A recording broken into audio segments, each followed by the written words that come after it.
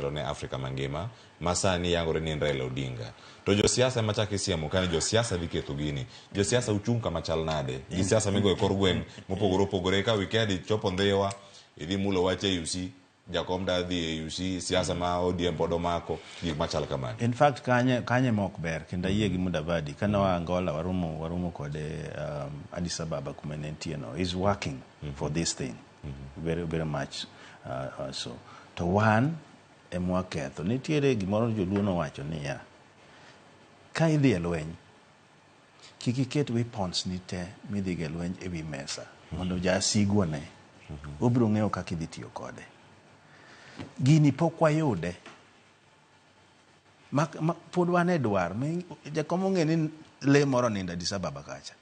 en men gi tong' modwa chwoego kendo en moringo around wan to kunwa ni un luoruru kasechuo to siro pok wayudo gini pod wamanye gimomiyo joluo wuoye mang'eny onge. Keep your mouth shut. We jok moko malibamba go wuo tindi ng'eni jakom ber chien kacha mtu watandawili ang'o mano is okay.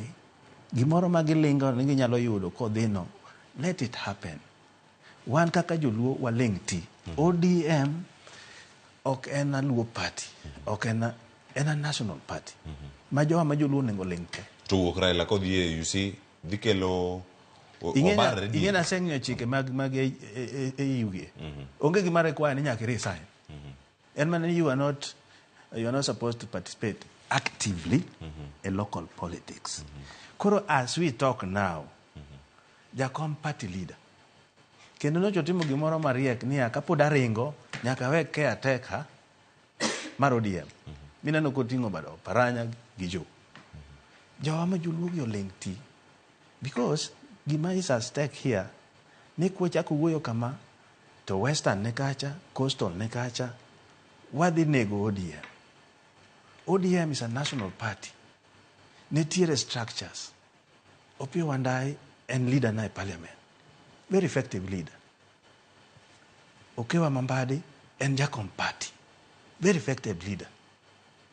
Mago structures mantie to party deputy party leader gineti koro en gimotimo ni caretaking ni kapoda ringo nikech onge vacuum leadership ka linguru ti wach mar ni odhi kucho kor watemo nang'o ini nyalo ter chiegi to pod ngima mano kanga jakom is able to lead party kan kucho through these structures moketo gi omiyo joluowa makuru dhou unyalo miyo mwanda chachikite maringi nikech gik mawacho manone kor gweng. Erokamano. Iwacho ni meli bende nyalo nimo ku gik manago oganda okung dhogi mano otimo ngima mowuok kuom Mheshimiwa Martin Peters Owino jaod bura mandhiwa dakika osekalo 30 wadakao